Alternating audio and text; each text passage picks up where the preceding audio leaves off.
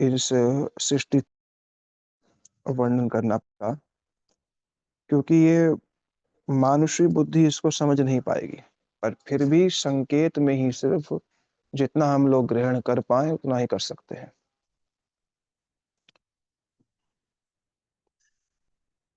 ये जो जगत जो है, जो माइक जगत दिख रहा है इस समय, दृश्यमान जगत जो है हमारे नेत्रों के सामने, ये सत्व रजतम से बना हुआ है। और महतत्व के जितने भी यहाँ अव्यय हैं, पंच भूत इत्यादि हैं, पंच महाभूत इत्यादि हैं, उससे यह जगत की सृष्टि हुई है। और भगवान जो है उसके आधार है। तो ये भगवान का जो जगत का स्वरूप है जो हम देख रहे हैं, जगत भी भगवान से शक्ति शक्तिमान मत और भेद के अनुसार अभिन्न ही है एक रूप में। ये शक्ति परिणामवाद है, जो है तो मायक, है तो माया का। किस किस भगवान का? जो भगवान स्वयं चेतन है, जो भगवान स्वयं अपराकृत है, उनका ही एक ये स्वरूप है। वो भगवान जो कैसे हैं, जिनमें कोई भी मायक विकार नहीं है, जिनका स्वरूप भी माया का नहीं है, उन्हीं सच्चिदानंदमय भगवान का एक यह स्वरूप भी है जिसे विराट रूप कहते हैं, ये दृश्यमान जगत जो है। अब इसके विषय में क्या कह रहे हैं देखो। अनंत ब्रह्मांड है, अनंत ब्रह्मांड में अनंत लोक हैं। जितने भी समस्त ये लोक हैं, जितने भी ये समस्त ब्रह्मांड हैं, ये सब भगवान का मायक शरीर है। तो भगवान का शरीर तो माया का होता नहीं, हाँ, प्रकट उनसे ही हुआ है। किनसे प्रकट हुआ है? जिनका शरीर अप्राकृत है, क्योंकि यही विरोधाभास भगवान में रहता है। वो सब विरुद्ध धर्मों के आश्रय स्वरूप हैं। जगत में प्रवेश करते भी हैं तो भी नहीं करते हैं। जगत उनकी शक्ति से प्रकट होता भी है, फिर भी वो उनकी शक्ति के प्रकट होने पर भगवान में कोई विकार नहीं होता है। वो भगवान कैसे हैं? अरूपस्य चिदात्मन, माने उनका माया का स्वरूप नहीं है। ये जगत जो दिख रहा है, ये तो गुणों के द्वारा बना गया है। त्रिगुणमय सृष्टि है। और महतत्व इत्यादि जो है, पृथ्वी से आरंभ करके ये सब जगत सब बनता है। और भगवान कौन है? आत्मनि, इन सब के आधार है। सार में कहा जाए, ये जो भगवान का जगत का स्वरूप है, जो माइक गुणों से बना हुआ है, ये अवतारों की गणना में नहीं आता है। जैसे मत्स्य और कूर्म होते हैं, जैसे मत्स्य और कूर्म क्या है? भगवान का विशुद्ध सत्व क्या होता है, वो विशुद्ध सत्व में स्थित है। पर ये जगत विशुद्ध सत्व में नहीं है। तो अगले 5 श्लोकों में इसी को स्थापित कर रहे हैं। कारण क्या है? कारण इसलिए ही कर रहे हैं क्योंकि बहुत बार ये कह दिया जाता है कि जगत ही जगदीश है। पर जगत और जगदीश में श्री गजेंद्र स्तुति में भी कहा गया, यस्मिनिदं यत्त च इदं, येनिदं च इदं स्वयं, योऽस्मात् परस्मात् च तस्मै प्रपद्यते स्वयंभुवम्। ये जगत उनसे ही आया है। अब अगर ये कहीं जगत भगवान से ही आया है, माने तो प्रश्न उठ सकता है कि फिर तो भगवान में विकार हो गया, है ना? और अगर भगवान में विकार हो गया तो क्या जगत के गुण माया भगवान को भी स्पर्श कर लेंगे? ये तो संभव नहीं है। तो इसलिए ही भगवान से ना करके, वस्तु परिणामवाद न करके, शक्ति परिणामवाद को ही स्वीकारना पड़ेगा। समझिए ये तत्व तो पता होगा ना कि वस्तु परिणामवाद क्या होता है और तत्व शक्ति परिणामवाद क्या होता है, या इसको समझाने की आवश्यकता है? समझा दिए तो ही समझा दीजिए। हाँ, समझाता हूँ। वस्तु माने बहुत सरल शब्दों में, वस्तु माने एक वस्तु से दूसरी वस्तु प्रकट हुई, इसको वस्तु परिणामवाद कहते हैं। जैसे एक स्वर्ण के खंड से एक छोटा सा स्वर्ण का खंड प्रस्तुत हो गया, ये वस्तु का विकार हो गया, वस्तु का अपना ही अंश हो गया वो। पर इसमें एक थोड़ा सा इसमें संदेह बना रहता है कि अगर हम ये कहें कि वस्तु जो है उसमें, जिसे माने एक स्वर्ण का खंड है, या ये मान लो कि गंगा जल तो अगाध है, उस अगाध गंगा जल में से अगर कहीं किसी ने जल का थोड़ा अंश लिया है, तो वो जो छोटा अंश है उसमें तो विकार की संभावना हो सकती है ना, क्योंकि उसका उसका जो अ, जल का जो परिमाण है वो बहुत कम है। और गंगा जल इतना अगाध है कि उसमें विकार की संभावना नहीं, क्योंकि उसकी धारा इतनी तेज है। पर इसमें विकार की संभावना है।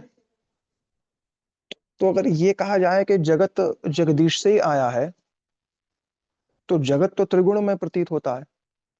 तो क्या ये कहा जा सकता है कि जगत जब जग जब जब जगदीश से ही जगत की प्रस्तुति हुई है, तो जगत का जो विकार है वो जगदीश में भी दिखेगा? क्या त्रिगुणमय जगत का जो विकार है उसका स्पर्श है वो जगदीश में दिखना चाहिए? वैष्णवाचार्य ने कहा नहीं, ऐसा नहीं हो सकता, क्योंकि भगवान सच्चिदानंद है ना।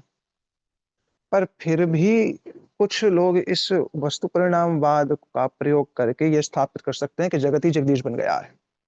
ठीक है, इसलिए ही महाप्रभु चैतन्य देव ने शक्ति परिणामवाद को लेकर के आए कि नहीं, जगत भगवान से नहीं आया, भगवान की शक्ति से आया है। भगवान की जो स्वरूप शक्ति की तीन जो वृत्तियां हैं, सच्चित, ये जो भगवान की स्वरूप शक्ति है उसमें एक उनकी अंतरंगा शक्ति है, एक उनकी बहिरंगा शक्ति, एक उनकी जीव शक्ति है। तो जगत भगवान की बहिरंगा शक्ति से आया। तो शक्ति के आने से सारे जो जितनी भी संभावना थी कि वो जगदीश से प्रत्यक्ष आया है और उसमें विकार की संभावना, वो संभावना हट जाती है।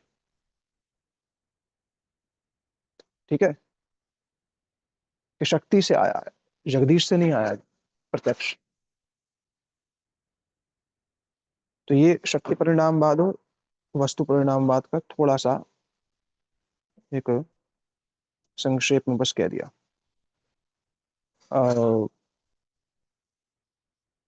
तो इस 5 श्लोकों को अच्छा विचार क्योंकि बहुत बार भागवत पढ़ने में कि भैया क्यों कही गई ये बात है, जब अवतारों की बात कर रहे हैं फिर महत्त्व की बात क्यों लेकर के आए? इसीलिए ही कि कहीं हम ये ना मान लें कि भगवान से जब जगत आया है, मानो कि शक्ति अगर वस्तु से भी आए, तो इस विराट रूप को भी अवतार में गिनना चाहिए भगवान के, पर नहीं, इसको नहीं गिनते अवतार के रूप। ब्रह्म की तो सर्वत्र स्थिति है, ब्रह्मेव भाति सत्य सत्य तत्तयो परम यत्त। ब्रह्म की सर्वत्र स्थिति है, ब्रह्म भी, पर ब्रह्म की माने कृष्ण की सर्वत्र स्थिति होने पर भी श्री कृष्ण जगत के गुणों से प्रभावित नहीं है। जैसे क्षीरोदक्षाय विष्णु जीव के हृदय में रहते हैं, पर जीव के त्रिगुणमय मन से क्षीरोदक्षाय विष्णु कभी मलिन नहीं हो जाते। भगवान मलिन वस्तु माने ऐसे स्थान पर रहे जो त्रिगुणमय है, पर त्रिगुणमय होने से वो त्रिगुणमय भगवान को स्पर्श नहीं करता। इसलिए केवल इस बात को ही, इसकी पूर्ण स्पष्टता के इसको स्पष्ट करने के लिए ही कहीं ये कह दिया जगत जगदीश से नहीं आया है, जगत से आया है। ठीक है, अभी तो आगे कठिन भी होगा मामला, जब द्वितीय स्कंद पहुंचेंगे तो। अब तक जो हम लोग समझ रहे हैं वो भागवत जी का वो स्वरूप ही कुछ है। दार्शनिक, वैदांतिक, सांख्य, कोई ऐसे पक्ष नहीं है जो भागवत में छह के छह दर्शन ना हो। और सभी दर्शन जो अगर अगर भागवत के अतिरिक्त उन दर्शनों को पढ़ा जाएगा तो वो नास्तिक कोटि में आ जाएंगे। भागवत के सहित उन दर्शनों को पढ़ा जाएगा तो वो आस्तिक कोटि में आएंगे। इसलिए इसको सर्व वेदांत सारम श्रीमद् भागवत मिश्रते कहते हैं। यथा नभसी मेघ मेघ अघो रेणुर्व पार्थिव निले एवं दृष्टारि द्रष्टव्यम आरोपितम अबुद्धि भी।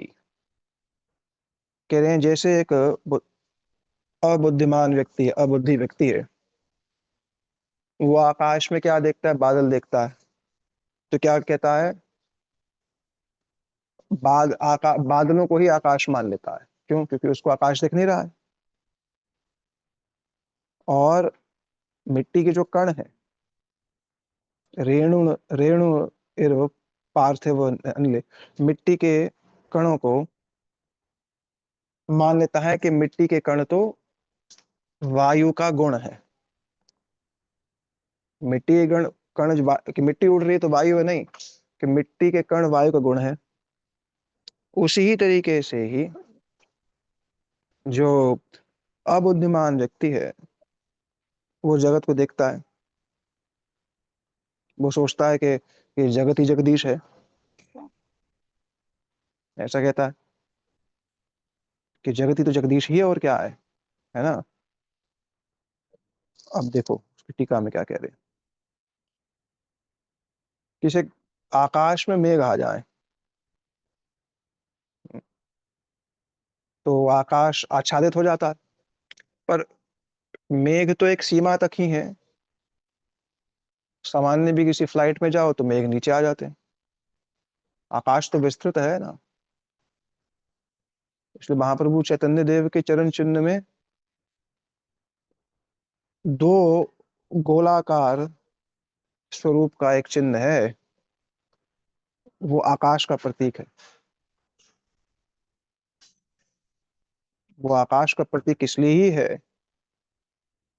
क्योंकि आकाश अनंत है। अनंत होने के कारण ही महाप्रभु जी के चरण चिन्ह में दो गोलाकार चिन्ह आप देखोगे, वो आकाश का प्रतीक है। आकाश किस बात का प्रतीक है? कि जैसे आकाश सर्व आश्रय है, सबको आश्रय प्रदान करता है, और उसके आश्रय प्रदान करने में किसी प्रकार का संकुचित भाव नहीं है। ऐसे ही भगवान ही जो है वो सर्वाश्रय स्वरूप है। यही उनके श्री चरण चिन्ह का एक संकेत बताया गया है। कभी संभव पड़ेगा तो श्री राधा कृष्ण और श्री महाप्रभु श्री नित्यानंद प्रभु इनके सबके चरण चिन्हों की भी चर्चा करेंगे। नाम भजन के लिए बड़े सहायक हैं।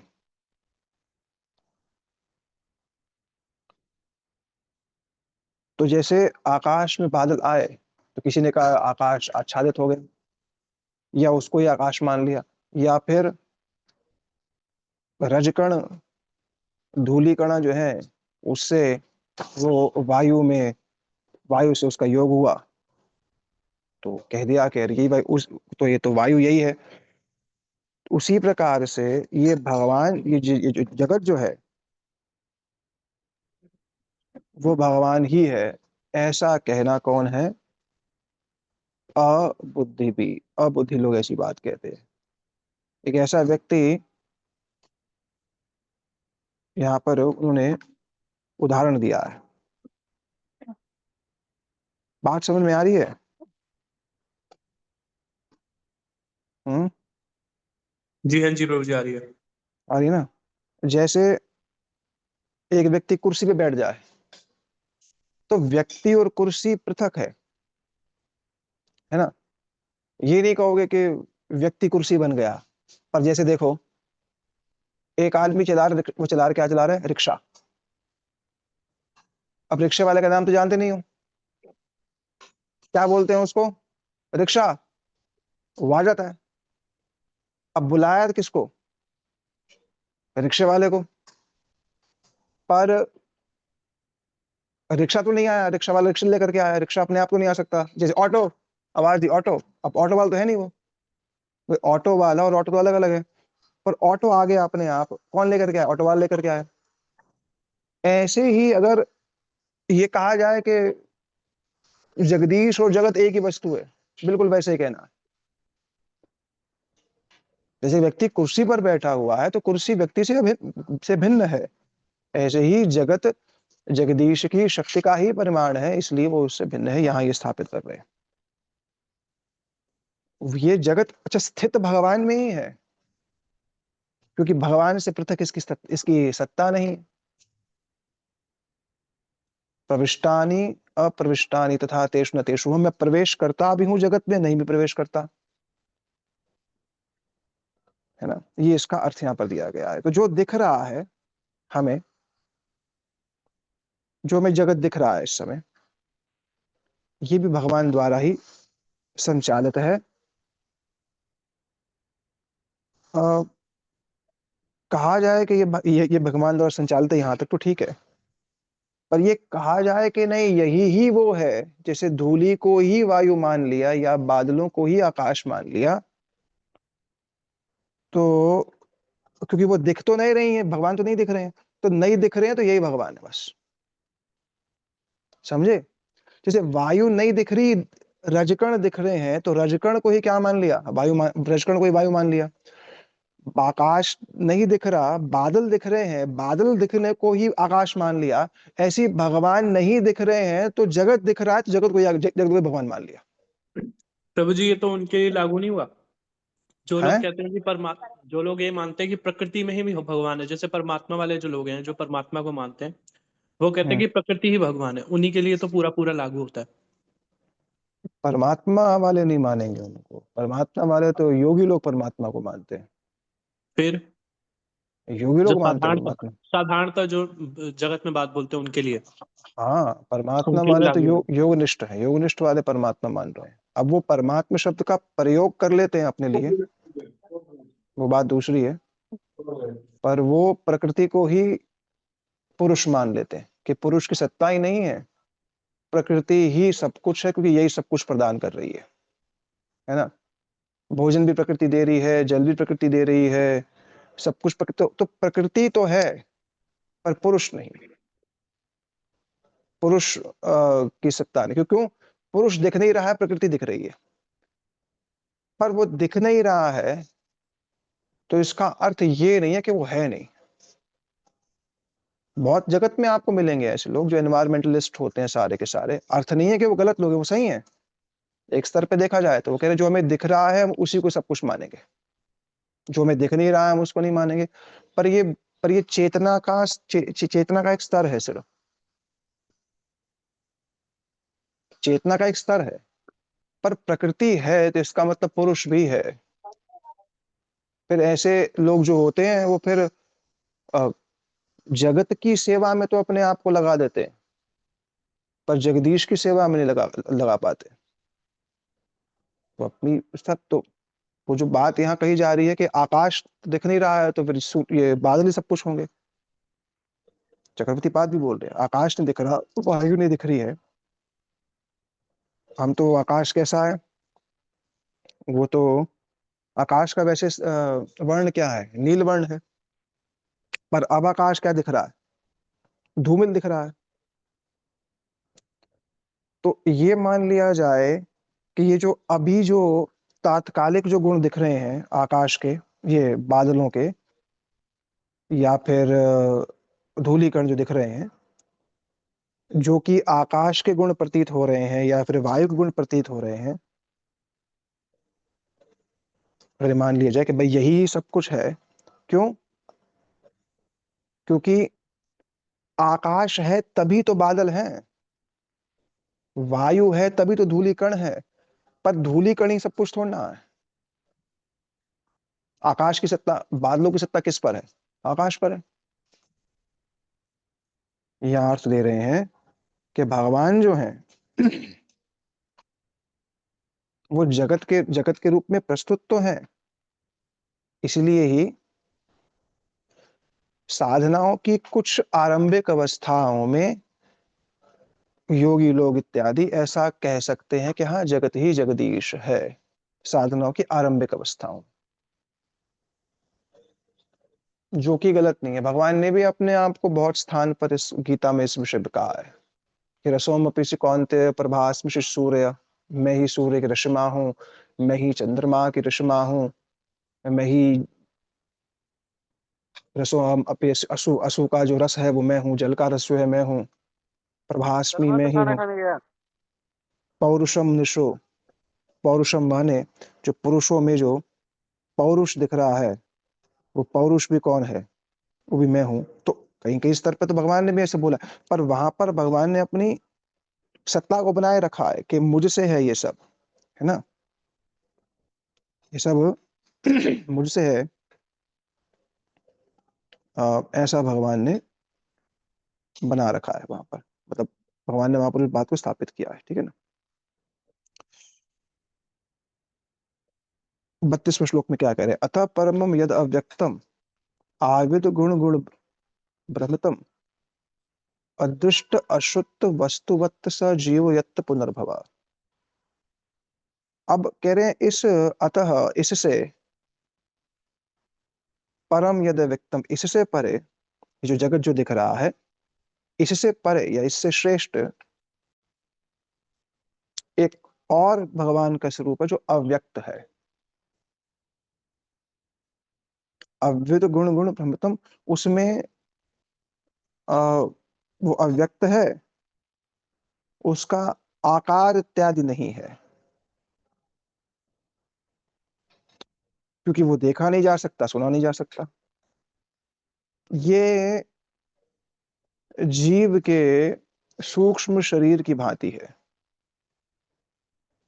जिसके कारण जीव यत्त पुनर्भव, जीव का बार बार जन्म होता है। आप देखो उसकी टीका में क्या कह रहे हैं, ये समझ ही नहीं आया, इस श्लोक की टीका ना हो तो कुछ पता नहीं चले क्या कहना चाह रहे हैं। जैसे योगी लोग जो होते हैं, वो भगवान के इस व्यक्त स्वरूप का जो जगत जगत दिख रहा है, इसका, इसकी आराधना करते हैं। मायक है फिर भी आराधना करते हैं।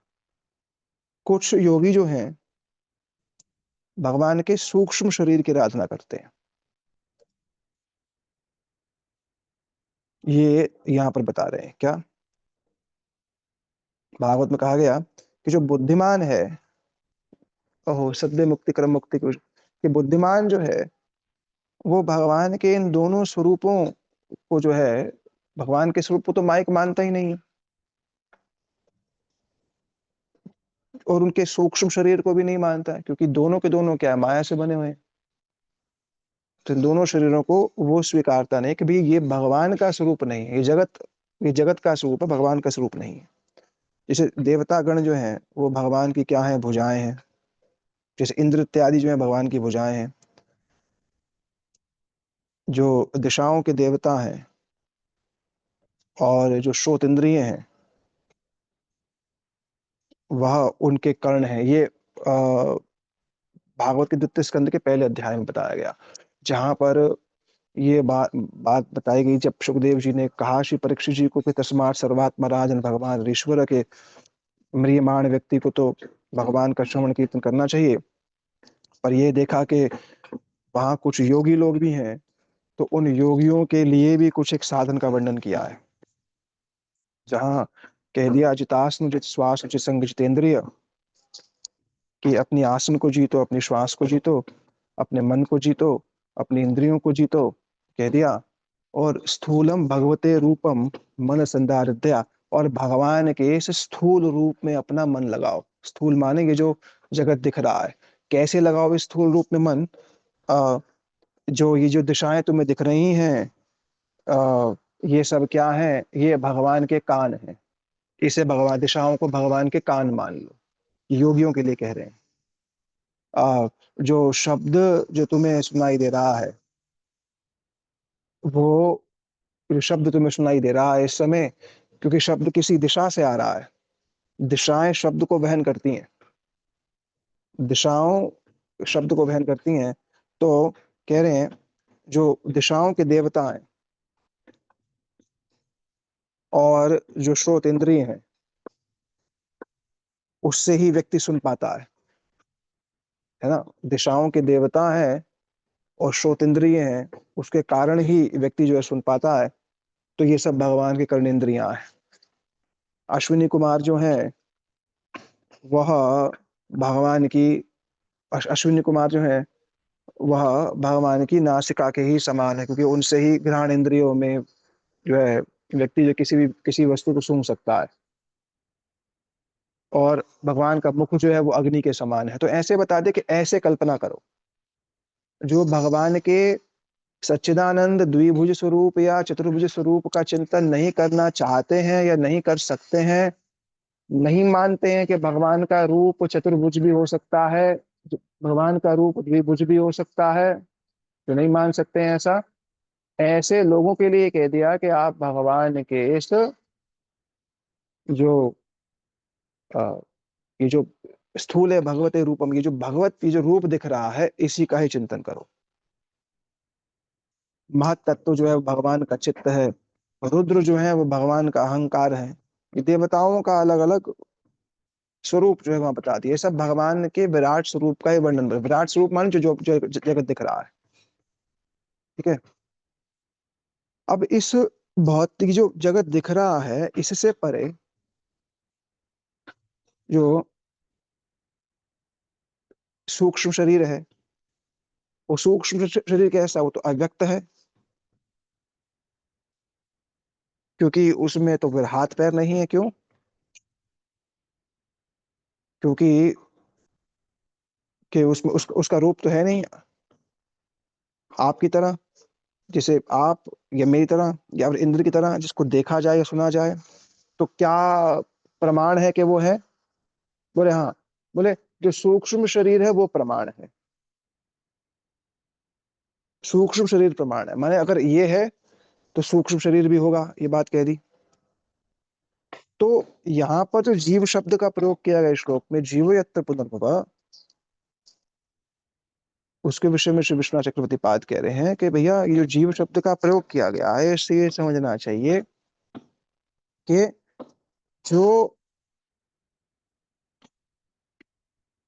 अव्यक्त जो दिख रहा है उसकी अगर कोई उपासना कर सके तो वो ठीक है, पर जो नहीं दिख रहा है सूक्ष्म, वही सूक्ष्म ही क्या है, जीव के स्वरूप को आवृत किया हुआ है।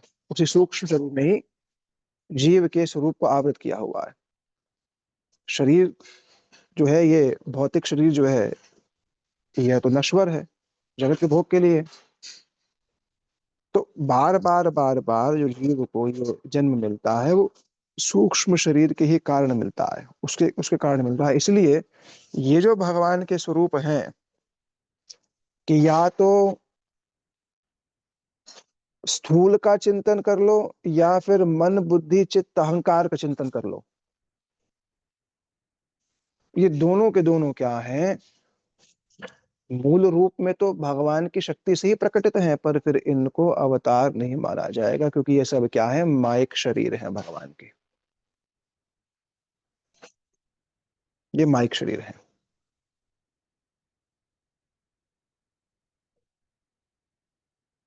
ठीक है ना। इनका चिंतन जो है वो, इनको भगवान के अवतारों में नहीं गिना गया है, ये मूलतः ये बात कह रहे हैं।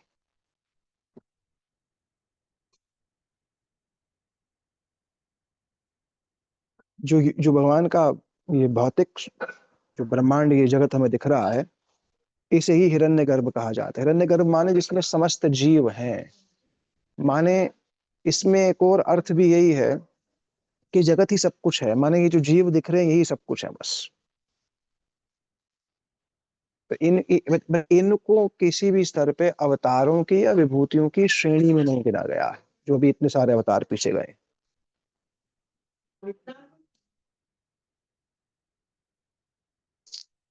क्योंकि क्यों ये बात यहाँ पर, क्योंकि जो दोनों जो स्वरूप है वो भगवत रूप है, श्लोक भी कह दिया नीचे, भगवत रूप है। भगवान के स्वरूप होने पर भी चाहे जगत हो चाहे जीव हो, ये दोनों के दोनों देखा जाए शक्ति परिमाणवाद की दृष्टि से तो शक्ति के भगवान के प्रकाश है। वस्तु परिणामवाद की दृष्टि से अगर देखेंगे तो ये जगत और जो जीव है, ये जगत और जीव दोनों के दोनों एक स्तर पे देखा जाए तो भगवान के ही स्वरूप हैं। भागवत में बहुत स्थान पर आएगा कि जीव ही, कि भगवान ही स्वयं जीव बन गए हैं। पर वहां पर अगर कोई किसी को शक्ति परिणामवाद नहीं पता होगा, तो फिर वो भगवान को ही ब्रह्म, जीव को ही ब्रह्म जो है वो मान लेगा। ठीक है। अब 33वां और 34वां 2 श्लोक है, इसको ही आज कर पाएंगे क्योंकि ये विषय कठिन। अब कितनों को समझ में आ रहा है नहीं आ रहा, बस मैं केवल क्रम बता रहा हूँ, ना भी आए तो बस केवल सुन लो।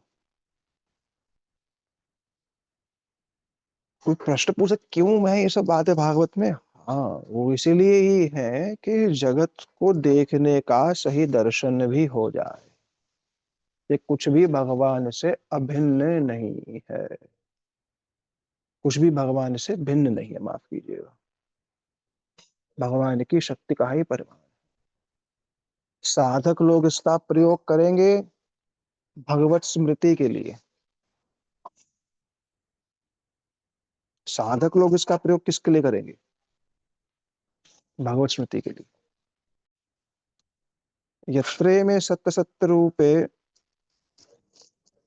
प्रतिसिद्धे स्व संविद अविद्या आत्मनि कृते इति तत्त ब्रह्म दर्शनम। कि जब ये स्थूल और सूक्ष्म दोनों जितने भी हैं, जो आत्मा के ऊपर क्या है, आवरण है, ये जब एक भक्त को अविद्या आत्मनि कृते, जब एक भक्त इन दोनों सूक्ष्म और स्थूल से निवृत्त हो जाता है, तब वो ब्रह्म को, तद ब्रह्म दर्शनम, तब ब्रह्म को जान सकता है। अब कह रहे हैं, अब बोले अगर यही सब कुछ माया का ही है, माने ये स्थूल जगत भी माया का है और सूक्ष्म जगत भी समक्ष माया का है, तो ब्रह्म को कोई जानेगा कैसे। बोले हाँ, बोले वो जान सकता है जो इन दोनों स्वरूपों को भगवान के, जो जो दोनों स्वरूप है, माइक स्वरूप जो है, जब उसके आत्मा से उसका आवरण जो है नष्ट हो जाता है। भागवत जी में भी इसको कहा गया, यही रंबुजाक्ष चरणेश उरु भक्तया, एकादश में कहा गया, यही अंबुजाक्ष चरणेश उरु भक्तया विदधते गुण जन्म कर्माणि, ये चेतो मलानि विदधते जन्म कर्माणि, वो तस्मात् साक्षात उपलभ्य आत्म तत्वम यथा अनलो, यथा अमलो सवितो यथा प्रकाश। के जो भगवान पद्मनाभ है, उन भगवान पद्मनाभ के प्रति जब जीव की उरु भक्ति होती है, उरु माने तीव्र भक्ति होती है, तो उन भगवान की उरु भक्ति से क्या होता है, चेतो बलानी, जब उन भगवान से मिलन की उत्कंठा जब जनित होती है, तो चित्त रूपी जो मल है वो नष्ट होता है। चित्तमल क्या, स्थूल के प्रति आसक्ति, स्थूल और सूक्ष्म दोनों के प्रति आसक्ति जो है, तो वो जब चित्त रूपी मल जब नाश हो जाता है, चेतो मलानी दत्त, उस समय जब कैसे भगवान के जन्म कर्म गुण इत्यादि को सुनकर के जब नष्ट होता है, तो क्या होता है, तस्य साक्षात उपलब्ध आत्म तत्व, उसको आत्म तत्व की उपलब्धि होती है कि मैं ये देह नहीं हूं, मैं भगवान का दास हूं। अभी हम भगवान के दास हैं, ये बड़ा मौखिक स्तर पर है, लिखित स्तर पर है, मौखिक स्तर पर है, शाब्दिक स्तर पर है, सारी बात ये शाब्दिक स्तर पे है। उसमें कुछ कुछ कुछ क्रिया के स्तर पर भी है अवश्य ही, पर तब बोला उपलब्ध आत्म तत्वम यथामलो सवितु प्रकाश, जैसे सूर्य उदित होने पर ही निहार की निवृत्ति होती है, धुंध की निवृत्ति होती है, ऐसे ही स्थूल सूक्ष्म दोनों जब नष्ट हो जाते हैं, जब इन दोनों का वो त्याग कर देता है, तब वो जान पाता है कि मैं ब्रह्म हूँ, मैं ब्रह्म हूँ, भगवान पर ब्रह्म है, हम ब्रह्मास्मि, पर भगवान परम ब्रह्मस्मि है, वो मैं उनका अंश हूँ।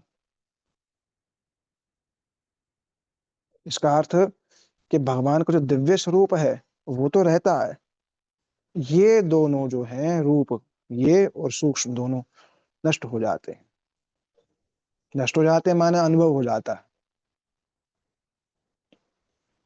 जगत नष्ट हो, जगत तो रहेगा, किसी ना किसी रूप में जगत रहेगा सी, हाँ, जगत के प्रति जो मेरा जो आसक्ति है वो नष्ट हो जाती है,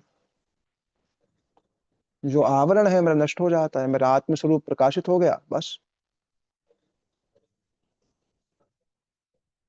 ये कैसे होगा? संविद, स्व संविद, स्व अपने बारे में संविद। भगवान की 3 शक्ति है ना, संधिनी, संविद, आह्लादिनी। तो स्व संविद यहां पर कह रहे हैं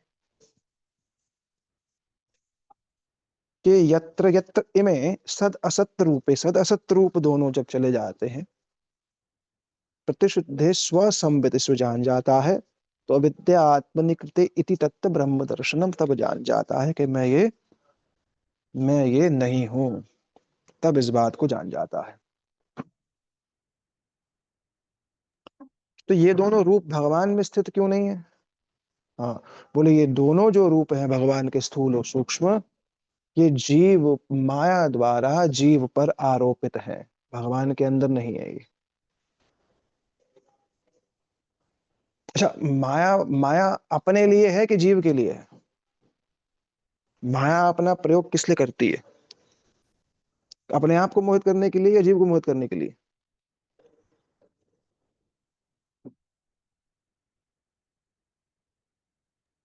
हम्म? जीव को जीव मोहित करने के लिए। जीव को, इसका मतलब माया अपने लिए तो है नहीं, जीव के लिए है। सूक्ष्म शरीर भी किसके लिए है?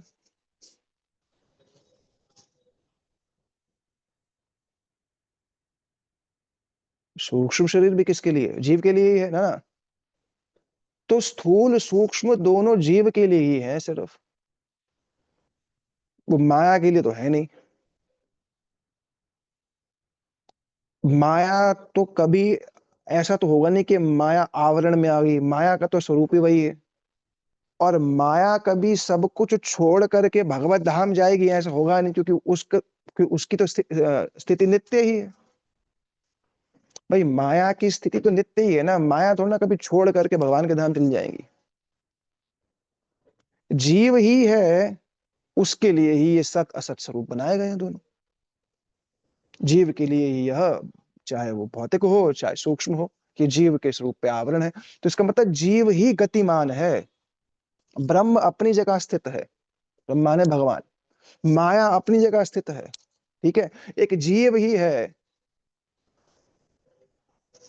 जो या तो माया द्वारा आवृत या स्वसंबदे अपने स्वरूप को प्राप्त, दोनों में से एक ही स्थान है। तो जो जीव के लिए ही ये दोनों स्वरूप हैं, ये दोनों स्वरूप जितने हैं वो किसके लिए हैं? जीव के लिए हैं ये, क्योंकि जीव पर आरोपित है ये, क्योंकि जीव इनके वश योग्य है, वश इनके वशभूत हो सकता है, भगवान में नहीं है।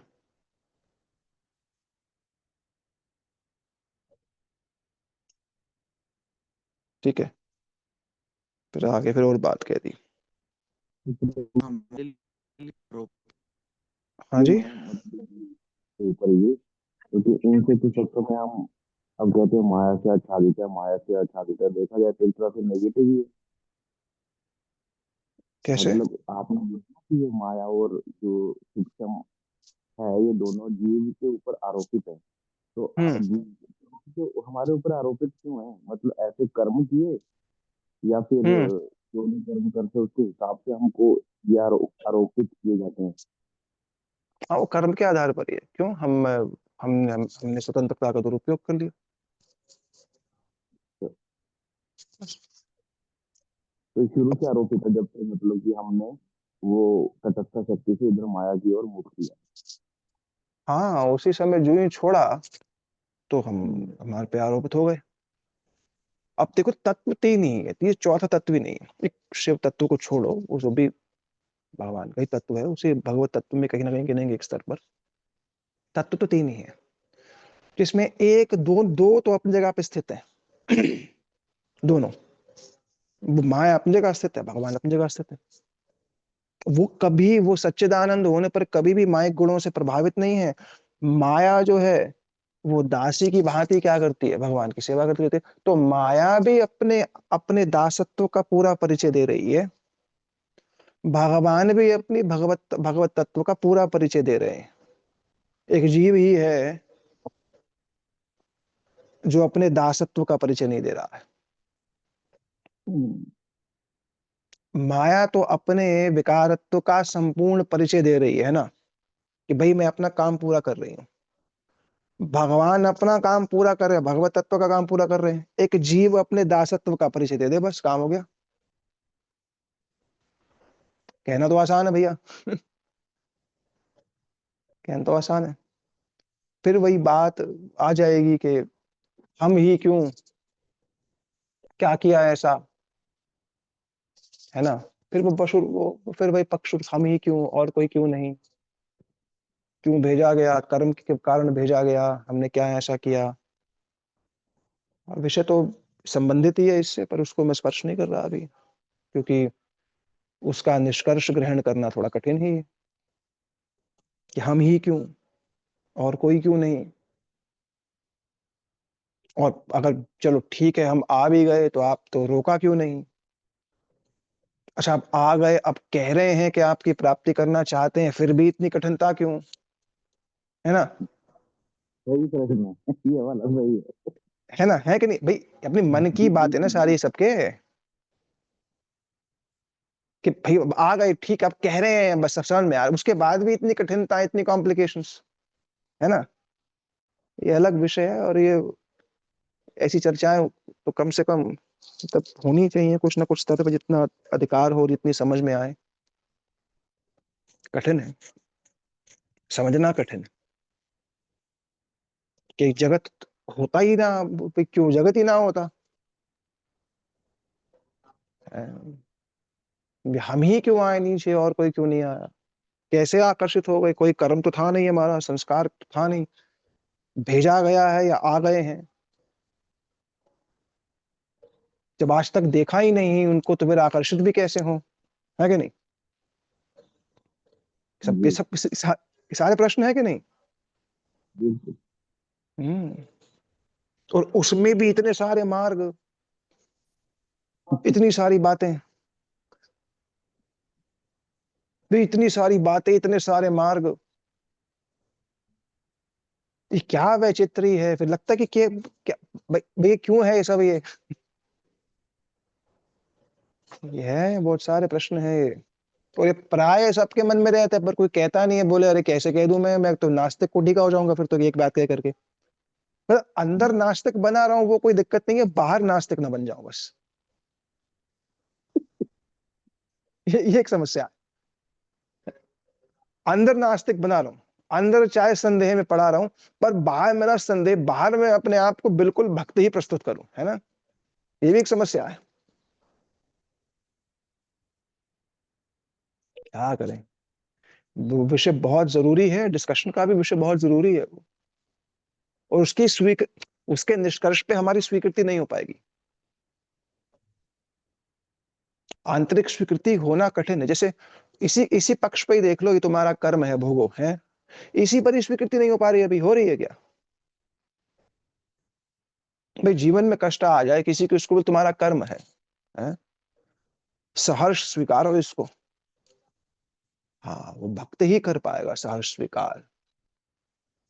वो जो सहर्ष स्वीकार रहा है, उसको मानो वो दासत्व को प्राप्त है। क्योंकि माया अपना परिचय दे रही है भ्रमित होकर के, भगवान अपना परिचय दे रहे हैं अपने भगवत तत्व को प्रकाशित करके। जीव अपने दासत्व का परिचय दे रहा देगा कैसे, अहम हरे तब पादेक मूलई, बस मैं आपके चरणों का दास हूं। जो प्रबोधानंद सरस्वती पाद कह रहे, तस्मात भद्र भद्रते, तस्मात भद्रम भद्रम ते, यत्र नामास्त्यामं परो, राधा के लिए कुंज मंजुल तरम गोद्रुम जीवनम। भद्र अभद्र जो भी है बस आप हो। ये दासत्व का परिचय जीव को देना पड़ेगा, क्योंकि उसकी स्थिति दास की, कुछ है ही नहीं हो रहा। तभी तो हर्षित होगा, तभी तो प्रसन्न होगा, तभी तो प्रसन्नचित होकर के भगवत भक्ति करेगा। वो अहेतु की स्थिति पर हो जाता है। वो अहेतुक के प्रतित्याग की स्थिति यही है, अहेतुक के बस। इसका मतलब जीव को कुछ अनुभव हो ही रहा होगा। चक्रवर्ती पाद ने इसका निरूपण किया कि जीव क्या अहेतु की भक्ति करे, भगवान से कुछ भी नहीं मांगे, तो अगर ये बोलो कि भगवान से कुछ भी ना मांगे, किसी भी स्तर पे ना मांगे, तो भक्ति फिर सर्व पुरुषार्थ शिरोमणि कैसे हुई? ठीक है, धर्म अर्थ काम मोक्ष नहीं मांग रहा है, पर कुछ भी ना मांगने पर तो फिर भक्ति तो सर्व पुरुषार्थ शिरोमणि नहीं हुई, तो भक्ति तो पुरुषार्थहीन हो गई फिर, कि भक्ति को पुरुषार्थ देती ही नहीं है फिर तो ये बात कही जाएगी। बोले नहीं, भक्ति जो सुखरूपी पुरुषार्थ देती है भजन करने पर, वही सुखरूपी पुरुषार्थ ही साधक को निरंतरमय उनकी सेवा में लगाए रखता है। भक्ति की सुखरूपी पुरुषार्थ आने पे कह देता है जैसी भी स्थिति हो, आसक्त चित्तस्य न नाथ भूयात्, फिर वो कह देता है स्वर्ग नरक वर्ग तुल्यार्थ दर्शिना, कि स्वर्ग हो चाहे नर्क हो, अपवर्ग हो, हे प्रभु मैं आपका दास। वो क्योंकि वो प्रसन्न हो गया ना, जो पिछले अध्याय में, जो इसी अध्याय में पढ़ा था ना, पिछले अध्याय में पढ़ा था, एवं प्रसन्न मनसो सत्व ये स्थिते सत्वम प्रसीदति तद रजस्तमोभ्याम काम लोभादेश चेतर अनविद्ध स्थिते सत्व। उस सत्व की स्थिति में जब प्रसन्न हो गया, अब वो मांग नहीं रहा कि स्वर्ग है चाहे नरक है चाहे क्या है, कि बस केवल भगवत सेवा में सुखी है। संबंध ज्ञान उदय हो गया, सूक्ष्म स्थूल सारे आवरण नष्ट हो गए हैं, प्रसन्न है। तब स्वीकारेगा क्या? हाँ, अब जो हो सो हो। उससे पहले नहीं स्वीकार सकता, उससे पहले बड़ा कठिन है उसके लिए। जो हो सो हो, रुचि आसक्ति में हो जाएगा, ये निष्ठा में कुछ लक्ष्य दिख जाएगा इसका, रुचि आसक्ति में हो जाएगा, बात ठीक है। चलो अंतिम श्लोक देख करके कल से 35वें श्लोक को पढ़ेंगे। माता अंत में पूछ लेंगे? हाँ अंत में पूछ लेगा, क्योंकि ये श्लोक पूरा कर देता हूँ। यदि येषु उपरत बड़े दिनों से श्लोक ढूंढ रहा था। यदि येषा उपरति देवी माया वैशारदी मति संपन्ने विधुर महिम न स्वे महीयते। अच्छा ये था, इसके बाद नहीं ये नहीं ढूंढ रहा। सेव धातु विश्व सवे धातु विश्व, यहाँ 38वां है, माफ कीजिएगा। सवे धातु पदविम परस दुरंत वीरथांग पाड़ यो माया तुझदार्गे आसक, ये यो माया संतया तन्वत्ता बजे तदपाद सरोज गंधम। वापस आता हूँ 35वें पे, ये 34वें पे, सॉरी। ये देखो बड़ा महत्वपूर्ण श्लोक है। पिछले श्लोक में क्या क्या आ गया? प्रतिसिद्ध स्व संविद, संविद माने ज्ञान शक्ति, वित्त वित्त धातु का प्रयोग, विद विद विद माने जानना, और सम्यक रूप से स्वयं को जान लेना। स्व संविद माने कौन मेरा है उसको ये जान लेना। मेरे को जानने पर सूक्ष्म स्थूल दोनों, स्थूल सूक्ष्म नाश हो जाएंगे। नाश हो जाएंगे मतलब नष्ट ना, स्थूल माने सूक्ष्म आवरण जो नष्ट होगा, स्थूल वैसे का वैसे ही बना रहेगा, प्रारब्धवश उसकी प्रतीक्षा रहेगी शरीर छूटने की। कह रहे हैं यदि एषु प्रताप देवी माया वैशारदी मति, जब माया का ये जो बंधन है ये क्षीण होगा, तब भगवान क्या करेंगे? जब अपनी कृपा जीव पे करते हैं, उस समय जीव जो है संपन्न एव आप एवेति विदुर, संपन्न हो जाता है। किससे किससे? भगवान की संपत्ति से संपन्न हो जाता है, और अपनी महिमनी स्वे महीयते, अपनी स्थिति में स्थित हो जाता है। ऐसी बताई गई, इस स्थिति को बताया गया कि अब वो अपनी स्थिति में स्थित हो गया है। उसमें काम क्रोध लोभ मोह मद मात्सर्य भय शोक मोह इत्यादि कुछ भी नहीं, ये आ गया स्थिति पे। इसे ही कहा गया उत्तम भागवत। सर्वभूतेषु पश्यत भगवत भावात्मन, न इससे गुण जन्म कर्म भी नाचा वर्णाश्रम जाति भी संजित अस्मिन देह भाव हो सवे भागवत उत्तम। 9 श्लोकों में भागवत जी में उत्तम भागवतों का वर्णन किया गया है। वैशारदी मतलब जो विशारद हैं, भगवान अत्यंत दक्ष हैं।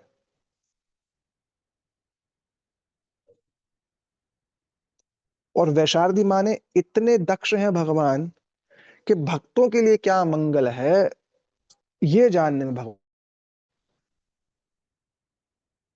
वैशारदी कहा गया उनको। सर्व विद्या विशारद, जैसे श्री गुरु के विषय में कहा गया, कृपा सिंधु सुसंपूर्ण सर्व सत्वोपकारक सर्व विद्या विशारद। गौड़ी कंठहार में श्लोक है।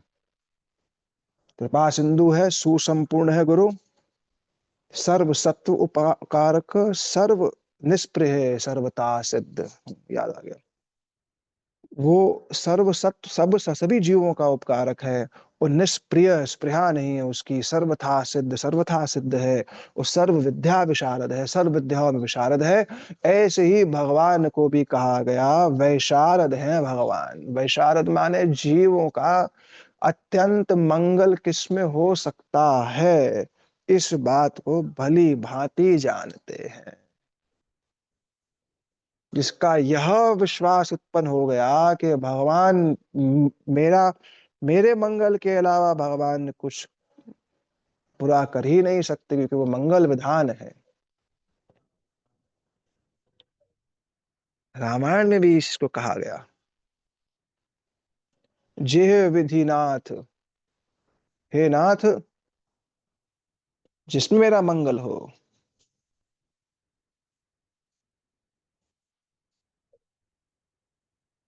जेह विधिनाथ होई हित मोरा, करहु सो बेगी दास मैं तोरा। जो विधि आपकी हो, जिस विधि से मेरा मंगल हो, आप वो कार्य करें।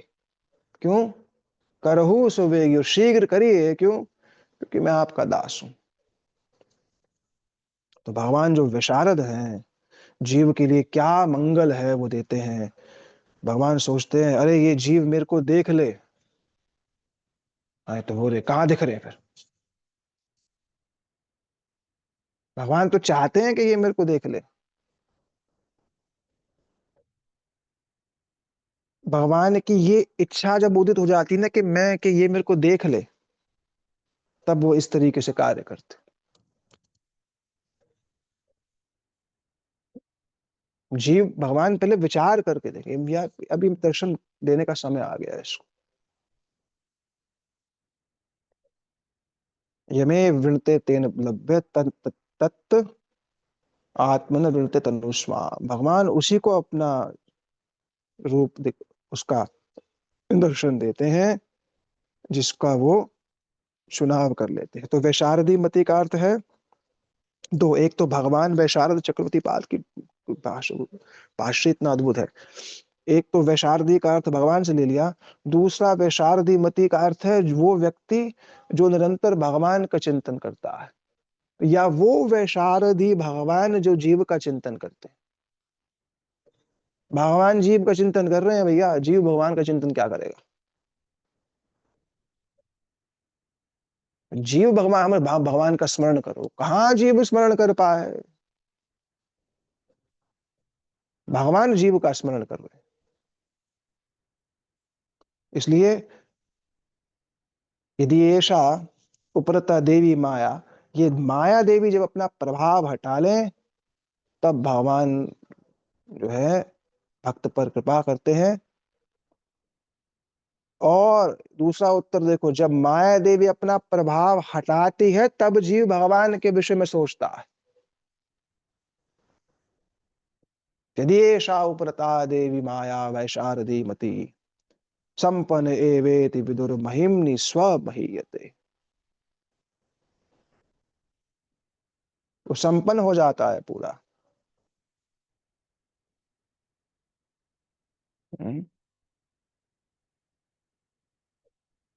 अधम दुर्गति जने केवल करुणा मने, त्रिभुवन ए यश ख्याति। सुनिया साधुर मुखे, लैनु शरण सुखे।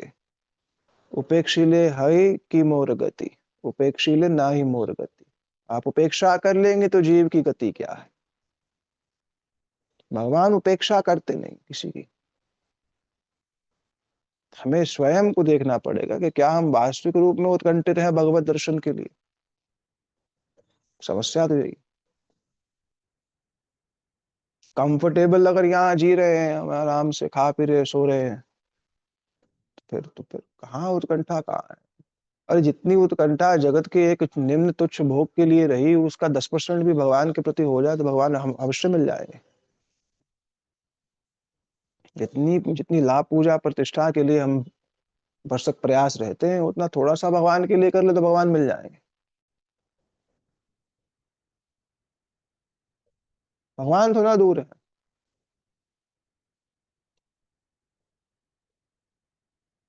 सवे बलम बलिनाम च परेशान ब्रह्मादेव येन वशम प्रणीता। केवलम मे भवतश्च राजन् सवे बलम बलिनाम च परेशान स्थिरजंगमाते ब्रह्मादेव येन वशम प्रणीता। तो जीव इस प्रकार से भगवान की कृपा से युक्त हो जाता है, संपन्न हो जाता है। जीव संपन्न हो जाता है, ऐसा जिसको भगवत स्मृति हो रही है वो संपन्न हो रहा है, जिसको भगवत स्मृति नहीं है वो दरिद्र हो रहा है। दरिद्रता और संपन्नता का लक्षण ही है ये। पर हम पैसा वैसा को मानते हैं संपन्नता। हाँ, संपन्नता किस चीज की है? हरि स्मृति सर्व पद विमोक्षण। समस्त भागवत जी में भगवान की स्मृति को ही मूल कहा गया, और भगवान की स्मृति भक्तों के माध्यम से होती है, इसलिए उनके संग को मांगा गया है। भूतवा निषेवे तव पाद पल्लवम कौन सरोज भाजाम सुदुर्लभ चतुष्पीह तथापि ना हम प्रणमोपि मुमन। उद्धव जी कह रहे मैं आपसे कुछ नहीं मांगता, भूतवा निषेवित पाद पद, आपकी स्मृति मांगता। ऐसे सरल जनों की स्थिति मिल जाए ना, कुछ कुछ दो थोड़ों की भी, भगवत स्मृति तो मूल है। या तो बोला गया कि स्मरंतम स्मारतं स्मारतश्च मिथो अघोघ हरिम भक्त्या संजायते भग्या बिभ्रत पुलकातनु।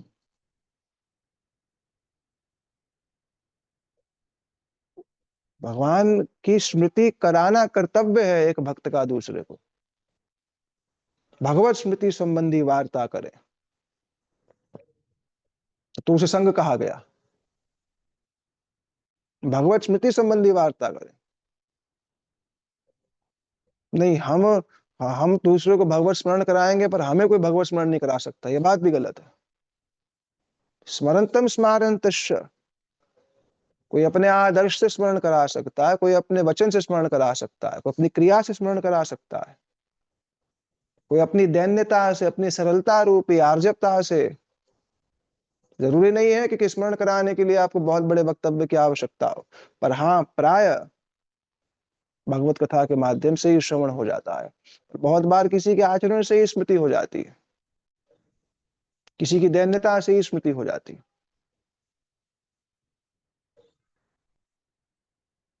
तो अंतिम बात कह रहे हैं, जो बुद्धिमान है वो स्व महिमनी अपनी स्थिति को पहचान जाते हैं, और वो जो अपनी स्थिति में स्थित है वही ही पूजनीय हो जाता है। स्वयं के महिमनी स्वे महीयते, महीयते माने अब वो क्या हो जाता है, वो पूजनीय हो जाता है। तो ये 5 श्लोकों में प्राय जो पिछले अवतारों का वर्णन कर दिया, पारिभाषिक सूत्र का वर्णन कर दिया, फलश्रुति का वर्णन कर दिया। अब इन 5 श्लोकों में जगदीश के, भगवान के भौतिक जो उनका स्थूलम भगवते रूप है, जो ब्रह्मांड का स्वरूप है, स्थूल स्वरूप है, विराट रूप है, और सूक्ष्म शरीर जो जीव है इसका वर्णन कर दिया, और जीव किस प्रकार से भगवत तत्व को प्राप्त होने के बाद उसकी क्या स्थिति होती है वो बता दिया। अब यहीं से ही आगे, क्योंकि अब हम यहीं से ही आगे अब 35वें श्लोक से लेके 39वें श्लोक तक भगवान के गुण इत्यादि के विषय में ही यह जो है बताया गया है। और आखिरी के 5 श्लोक जो है 40 से लेके 44 श्लोक तक वो भागवत जी की महिमा है। फिर उसके बाद अगले अध्याय में श्री नारद जी का आगमन व्यास जी के आश्रम में। पहले व्यास जी द्वारा अरे साम वेद के जो रथर वाक्य वेद श्रुत्वा रुद्रता इतिहास पुराण नाम पंचम सौष्यते शिष्य प्रश्रित शाक वेदस्य वेद शाक न भवन, और मुनिनाम भगवान व्यास कृपण वत्सल इत्यादि ये सब कह करके व्यास जी ने असंपन्न एवं आभाति ऐसा भाव व्यक्त किया। और नारदादि सुरपूजितम, नारद जी स्वयं आए चौथे अध्याय के आई थिंक 23 श्लोक है शायद, हाँ माफ कीजिएगा 33 है।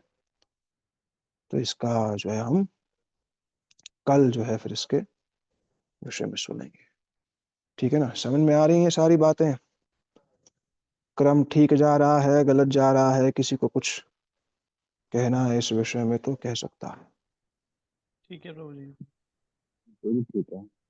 बहुत अच्छे से, अगर हमारी बुद्धि तो अब है ही अल्प, तो लेकिन जितना भी आप समझा रहे हैं वो बहुत बहुत ज्यादा है। हमारे हमारे लिए तो बहुत अधिक है। तो अच्छा ही है, समझ आता है। सब लोग समझे, भागवत जी के क्रम को समझे। प्रभु जी और जिस तरीके से आप समझा रहे हैं ना, वो क्या है कि एक बार पढ़ना आवश्यक ही है, मतलब कि चाहे हम्म बाद में चाहे पहले, बिना हम्म उसके अगर आप बोल रहे हैं और अगर कोई पढ़ नहीं रहा है तो ऑब्वियसली सी हम्म बात है उसको कुछ नहीं समझ में आएगा। और अगर हम्म कोई व्यक्ति पढ़ रहा है आपकी कथा के बाद में तो अवश्य उसको समझ में आएगा कि हाँ क्या विषय चल रहा है। इतना डिफिकल्ट भी नहीं है, बिल्कुल हम्म टॉपिक पे और बिल्कुल सटीक चल रहा है। और- प्रभु जी मेरी एक प्रार्थना थी। हम्म आप पहले अध्याय का जैसे मैंने बताया था आपको, यदि हम्म संभव पर हुआ तो आप रिकॉर्डिंग करके दे देंगे तो मैं हाँ आज दे या दूंगा। फिर कल परसों में अपलोड कर देता हूँ, जब मैं भी अभी आप। 1-2 दिन नहीं कर पाऊंगा क्योंकि मेरे ना 2-3 और क्लासेस चल रही हैं। ठीक जो है। ही मेरे को टाइम मिलेगा मैं कर दूंगा। ठीक है, क्योंकि पहले अध्याय का पूरा वो हम्म एक मतलब जो भूमिका जिस तरीके से वो आपने बताया था वो हम्म अर्थ हम्म चाहे भले ही चाहे ना भी बताएं, विशेष विशेष जो है वो बता दीजिएगा। बाकी हम्म हमारे पास में एक दो तीन पहले अध्याय के ये जो 3 श्लोक है हमारे पास में, इसका मीनिंग हमारे पास में रखा हुआ है। किंतु उसके हम्म बाद भी जो, हाँ, कृष्ण परक व्याख्या है, साधारण व्याख्या नहीं है हमारे पास। हम्म हम्म। ठीक है, मेरे को तीनों। जैसे समय मिलेगा मैं करता हूँ यार। ठीक है, और वो पहले अध्याय के बाद जो दूसरा अध्याय है वो जो नारायणम नमस्कृतम तक जो वो हम्म है, वो तक वहां तक भी यदि कवर अप अगर थोड़ा बहुत अगर आप कर देंगे हो तो जाएगा। बहुत हाँ हाँ आसान हो जाएगा। बाकी हमारे पास में सारी रिकॉर्डिंग अभी तक की है, अवेलेबल है। ठीक है ठीक ठीक है है प्रभु। ठीक है। हमारा सारा देखना पड़ेगा। और एक और चीज़ प्रभु जी, हाँ जी। मैं अपने अनुसार या फिर यदि अगर आप कहेंगे तो आप यदि थोड़ा टिक लगा देंगे ना, जो जो इम्पोर्टेंट श्लोक है एक बार मेरे साथ बैठ करके, तो फिर मैं सारी पूरी हम्म की पूरी लिस्ट दे दूंगा। पहले अध्याय का ये, दूसरे अध्याय का ये, और तीसरा अध्याय जब एंड होने वाला है तीसरे हम्म। अध्याय के ये इंपॉर्टेंट श्लोक है जो हमें याद करने हैं। और तो एक बार जो याद करके सुन भी लें एक दूसरे से, है ना।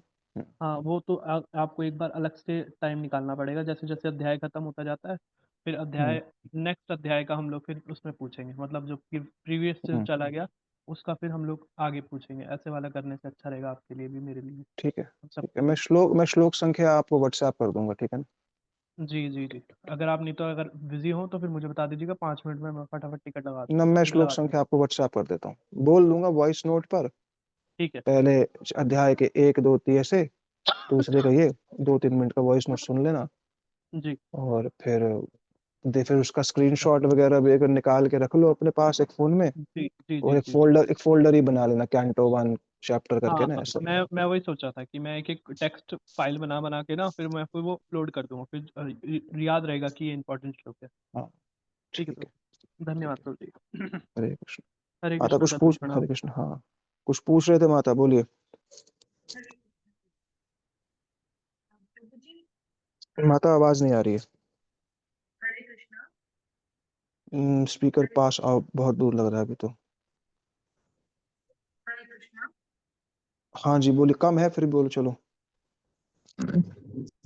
हरे कृष्णा प्रभु जी, अब आवाज ठीक आ रही है? हाँ जी माता। प्रभु जी मुझे पूछना था, एक तो जो विराट स्वरूप है हम्म ये क्या माया से आवृत है, मतलब माया का इन पे इफेक्ट है, या ये जीवों के का ही एक जैसे जीव है तो जीवों का ही क्या ये एक जीव और भगवान के बीच का कोई स्वरूप है ये, मतलब ये स्वरूप क्या है? विराट रूप जगत है, जो जगत दिख रहा है इस समय, विराट रूप का वर्णन यही है। उसे हिरण्यगर्भ भी कहते हैं। जी। भगवान भगवान ही जो है स्वयं एक स्वरूप में जगत है। क्यों? क्योंकि भगवान से अगर वस्तु परिणामवाद देखोगे तो जगत की सृष्टि जो है भगवान से ही हुई है, पर उसका निराकरण करते हुए महाप्रभु जी ने शक्ति परिणामवाद इसलिए कहा क्योंकि जगदीश अगर जगत से ही आया है, जगत अगर जगदीश से ही आया है, तो फिर जगत का विकार जगदीश को प्रभावित कर सकता है, ऐसा कुछ लोग कह सकते हैं। इसलिए इस संदेह के निवारण के लिए महाप्रभु ने कहा जगत जगदीश से ना करके जगदीश की शक्ति से जो है जगत जो है वह प्रकट हुआ, ये बात कह दी। ठीक है। अब क्या विराट रूप क्या है? जो 14 ब्रह्मांड हैं, बहुत लोग एक स्थान, इस 14 ब्रह्मांडों में ही भगवान के विराट रूप की कल्पना है। जैसे चरण जो है वो पाताल है, पिंडलक जो है वो रसातल है, कटी प्रदेश जो है वो भूमंडल है, ऐसा वर्णन किया गया है। किन के लिए किया गया है? उनके लिए किया गया है जो भगवान के द्विभुज रूप या चतुर्भुज रूप को नित्य नहीं मानते हैं। जो भगवान के द्विभुज रूप को चतुर्भुज रूप के प्रति उनका आकर्षण नहीं है, वो या तो वो प्राय योगी लोग ही जो नहीं मानते, उनके लिए ही इसका वर्णन जो है किया गया है कि अगर आप उस स्वरूप में भगवान को नहीं मान सकते हैं तो आपके लिए ये विधान भी है। तो विराट रूप योगियों के लिए ही कहा गया है प्राय। ये तो हो गया स्थूल रूप। ठीक है। अब इसका जी सूक्ष्म इसका सूक्ष्म क्या है? सूक्ष्म रूप कह दिया जीव तत्व। तो जीव तत्व है वही इसका सूक्ष्म स्वरूप है कि आप स्थूल को देख रहे हैं, पर इस स्थूल से परे कुछ सूक्ष्म भी होगा। कुछ जी लोग कहें कि नहीं हम इस जगत को नहीं मानते, इस जगत से परे भी कुछ है, तो नहीं भैया, जीव ही सब कुछ है।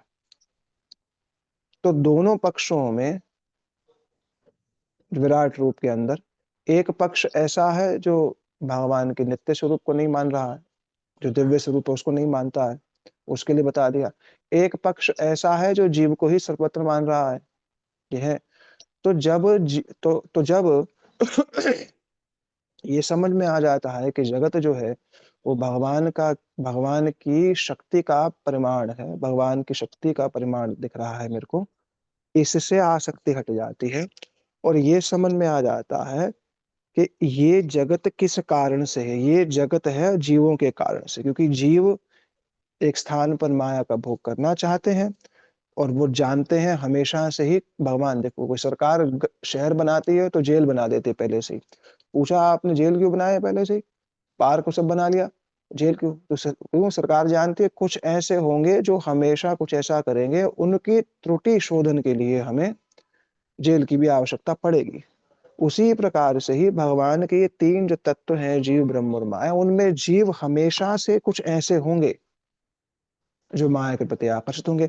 अब जब जो भगवान के माया के प्रति आकर्षित होंगे, एक तो वो अनंत, तो उसके लिए माया तत्व का होना जरूरी है। तो माया के प्रति जब आकर्षित होकर के अनेक योनियों में घूमते घूमते घूमते घूमते जब ये समझ में आएगा उनको यहाँ तो सुख नहीं है, तो तब उसकी निवृत्ति का पहला जो स्टेप है वो ये बता दिया है कि आप इसी में ही भगवान की कल्पना जो है वो कर लीजिए। ठीक है ना? जी उत्तर मिल गया? जी। और जो प्रथम पुरुष, द्वितीय पुरुष और तृतीय पुरुष हैं, जो हाँ गर्भोदक्षय विष्णु, गंडोदक्षय विष्णु, हाँ क्षीरोदक्षय विष्णु, ये हाँ भगवान का रूप है, मतलब ये भगवान का हाँ हाँ विस- हाँ। विस्तार है। ठीक। ये भगवान का विस्तार है और ये भगवान से एक स्वरूप में अभिन्न ही है कि ये विशुद्ध सत्व में स्थित है सारे। ये शुद्ध उसमें तत्व, सत्व, विशुद्ध सत्व, सत्व विशुद्ध। रजत सत्व, इसको जी। ये शब्द प्रयोग और होता है। वो सत्व, नारायण और चतुर्भुज रूप, वो फिर हमारे यही हैं जो बैकुंठ में हैं, हाँ हाँ कर्णोदक्षिण। हाँ, ये सब भी विशुद्ध सत्व। इनमें या पुरुषावतारों में, भगवान के लीला अवतारों में, भगवान के कला अवतारों में किंचित मात्र जो है वो भेद नहीं रहता है। जहां जहां पर जितनी शक्ति का आवश्यकता है, जहां जहां पर जिस रूप की आवश्यकता है, उसको प्रकाशित स्वतः ही कर देते हैं। पर ये सब ही क्या है? ये विशुद्ध सत्व में स्थित है। ये सभी विशुद्ध। जी। स्थित है जो हमेशा। अर्जुन को दिखाया था प्रभु जी, वो विराट स्वरूप था। वो विराट रूप भिन्न था इससे। यहाँ पर जिस विराट रूप की बात करी जा रही है वो हिरण्यगर्भ की बात करी जा रही है। हिरण्यगर्भ माने कि स्थूले भगवत रूपम मन संधारितया, कि ये जगत में ही जगदीश की कल्पना करो। पर वहां पर जो जी दिखाया गया था भगवान ने अर्जुन को दिखाया या फिर दुर्योधन इत्यादि को जो अपनी लीला में दिखाया जी है, वहां पर जी ये दिखा दिया कि सभी देवता इत्यादि सभी विभूतियां इत्यादि मुझसे ही प्रकटित हैं। यहाँ पर योगी लोग जो हैं नित्य स्वरूप को तो मान नहीं रहे। तो जब जी नित्य स्वरूप को नहीं मान रहे हैं इसलिए कह दिया गया कि इसी में ही कल्पना कर लो। ठीक है। पर वहां पर तो जी नित्य स्वरूप उपलब्ध था। तो उपलब्ध जी होने के कारण ये दिखा दिया इंद्र मेरी भुजाएं हैं, अग्नि जो है वो मेरा मुख है, नेत्र जो है वो जी मेरा, सूर्य जो है मेरा प्रकाश है। तो वहां वो दिखा दिया क्योंकि वहां पर व्यक्तिगत रूप में उपलब्ध थे। जी ठीक है ना। जी वो शुद्ध सत्व में थे हाँ जो हाँ, अवश्य अवश्य, वहां जो दिखाया है भगवान ने जो स्वयं दिखाया है जी वो विशुद्ध सत्व का ही स्वरूप है उनका। क्योंकि जी वो प्रभु स्वयं जी वहां पर उन्होंने प्रकटित किया है, उसमें ये नहीं मानेंगे कि वो माइक है, क्योंकि वो भगवान स्वयं वहां पर प्रकट कर रहे हैं, प्रकट कर रहे हैं खुद ही जी प्रकट प्रभु कर रहे जी हैं। जी प्रभु जी ये आ गया समझ में। और प्रभु जी एक इसमें बताया 33वें श्लोक में जिस अवस्था में आत्म स्वरूप के संपूर्ण ज्ञान, मतलब हम्म। एक तो ये जिस अवस्था, ये कौन सी अवस्था के विषय में बताया, और दूसरा आत्म तत्व के संपूर्ण ज्ञान, आत्म तत्व का संपूर्ण ज्ञान क्या सूक्ष्म और हम्म, स्थूल शरीर का जो ज्ञान है या नहीं नहीं नहीं नहीं, आत्म प्रभु जी एक तत्व का मिनट, एक संपूर्ण मिनट ज्ञान प्रभु जी, मतलब। हाँ। प्रभु जी एक मिनट रिकॉर्डिंग स्टॉप कर देना। अच्छा अच्छा, ठीक है, हाँ।